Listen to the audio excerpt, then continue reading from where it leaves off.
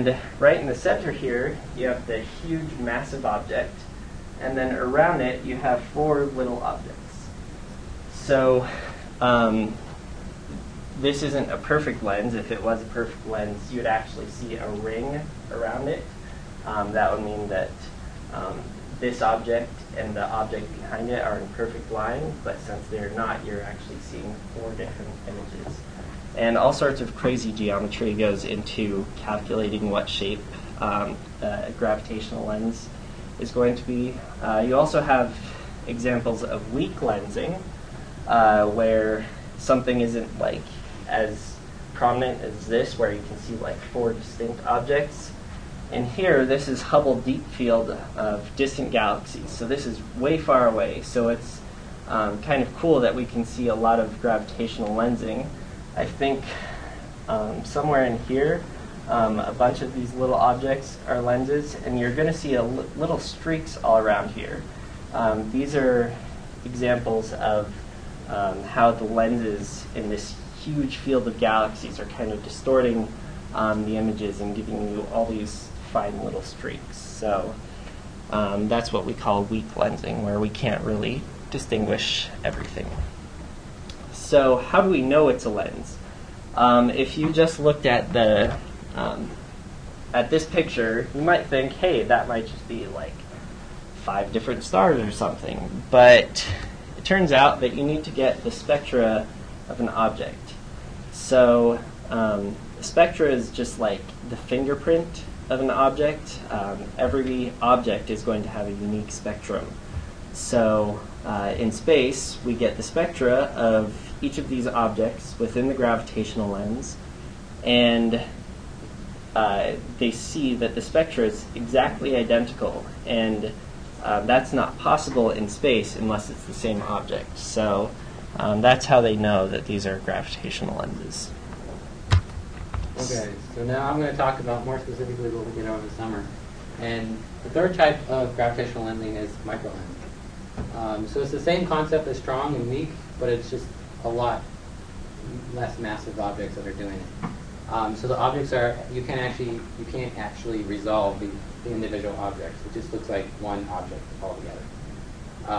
And so the way you can actually tell is because you're observing this object that looks like a star, and its brightness is changing in a certain way. And so the reason of that is because the stars, depending on where it's at, it moves across it, and you can see its brightness due to magnification. So this is an example. So you're like observing a star in the sky, and you're like, blah, blah, blah, it's cool, cool, cool. And then it goes up like this nifty little pattern here, and you're like, what was that? It's obviously not a variable star, because it'd be doing it a lot different. And this red model is actually a prediction with gravitational lensing, so it actually follows it pretty well.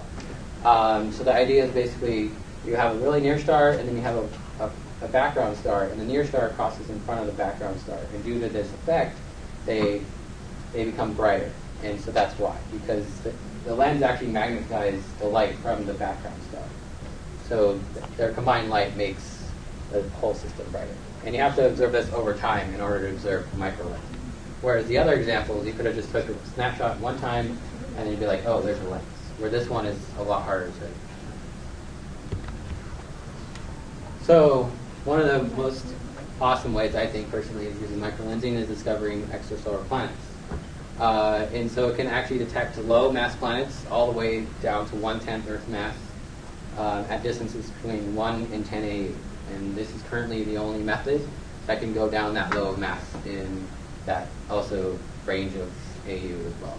So it's new space that's helping open up all the parameters for exoplanets. And it's also the only method that we currently know how to find extragalactic planets, so planets outside of the galaxy. There's papers on this. They haven't been able to do it yet, because it's obviously really hard. But it's possible to actually find planets in other galaxies through this method. Currently, there's only 10 planets discovered this way. That's the published amount. There's probably about 2 times as much as that, because they're kind of slow on publishing this, because the analysis is like really hard, and you got to make sure you know what you're doing. The one downside to this method is you can't follow it up with another microlensing test. because once the star goes in front of the other one, very unlikely it's going to happen again with a different star. So some of these planets that we discover that could be really low mass, it'll take a few years that we can get another method to discover to confirm. So in science, in the lab, everything's based on being able to reproduce the results.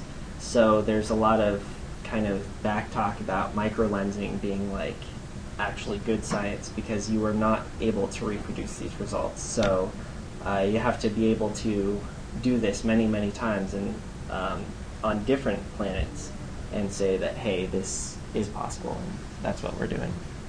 So that's why the analysis is really difficult. So this is just a schematic, a more way that you can look at it. And so up here is the brightness, and here we are. There's the source star, a really far away star, and here's the other one. And so if this star is closer, it's going to be moving according to us. And as it moves, it's going to create these 50 coscatic events is what they're called. But basically it's what we were showing earlier with the different stars around. Just different magnifications due to the planet, due to the star itself, and you keep on going that way. And you're like, it goes up, but then due to since there's two masses here instead of one, where in the last one, it creates this little crazy thing. It's like above the perfect curve, there's a spike of some sort. And that spike is determined by the orientation. If the planet's going like this, or it's going like that, or in the mass as well. And so as you can see, you can just measure it over time, and then you can get this beautiful curve. Whereas the curve I showed you earlier didn't have that little blip of the planet in it. So obviously there wasn't a planet there. But one thing is the orientation has to be like really correct for this. But if the planet was over here, you wouldn't actually be able to see it. So it does have its limitations on that. It has to be more. So how can we determine, like I was saying earlier, the brightness over time is one of the pretty much only parameters that we get, but this is a very important parameter. We can actually determine the lens mass of the star in the planet itself, the distance and velocity, because we can actually see how fast it's moving across. And then there's this awesome thing called Bayesian analysis. Anybody ever heard of this term before? You have? You know? I like the probability of A happening given that B's already happened. Something like that. Yeah, very similar to that. That's the simplest equation. So they use Bayesian analysis that can determine the parameters of the system. It's a lot more complicated than that. I read this paper and I was like, holy crap, this is crazy. But they use this method called Bayesian analysis. So if you ever hear anybody talk about that, it's pretty complicated stuff. So more specifically what we did over the summer is we worked with this group called the Planet Collaboration. Planet means something. I don't really know off the top of my head.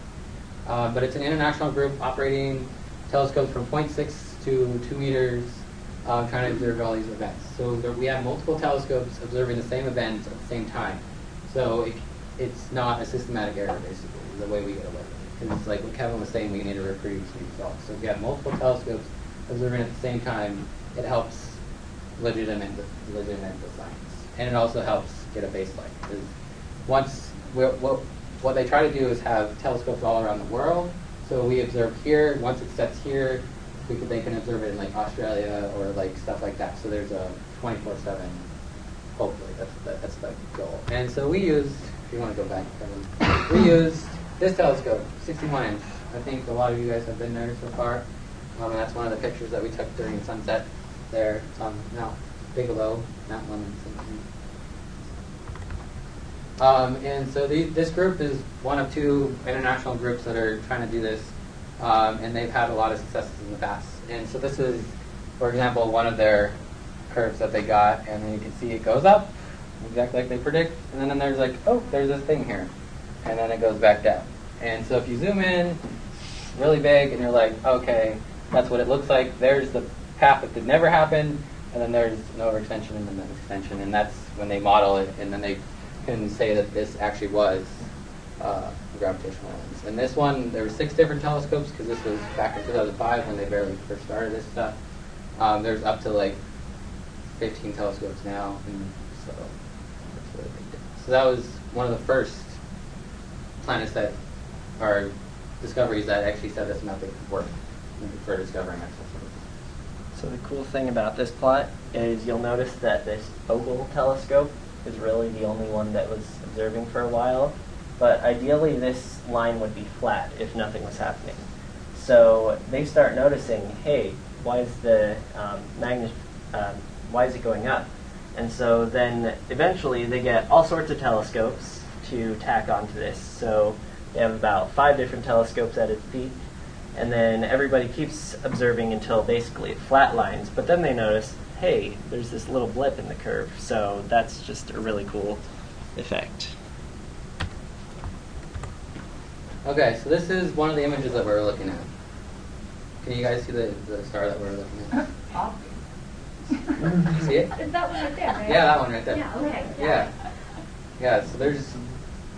So I'm pretty sure, I can't be correct, but we were looking like around here. Yeah, we We're looking somewhere in here, but we basically download this image off of SDSS digital sky survey thing, and we have to figure out where our star is. Yeah, it takes a while. We would print this thing out, look at the screen, look at that, look at that. It took like 30 minutes because we were like trying to compare them and stuff. And sometimes the telescope switches it like a different way, and it's like really confusing. But so that obviously there's a bunch of stars there, and that's really important for microlensing. So all the stars that we looked at, and mostly all the stars that we looked at for the survey, is in the bulge of the galaxy. Anybody want to guess why? That's where all those big things are, that's microlens. What big things? I don't know, dark matter, something. Black hole. Black hole, something. Can you say that? Globular cluster. Globular clusters? That's a good guess. Anybody else? There's more stars there. So if you're looking out into like just one of the arms of the galaxy, you might not see this density of stars.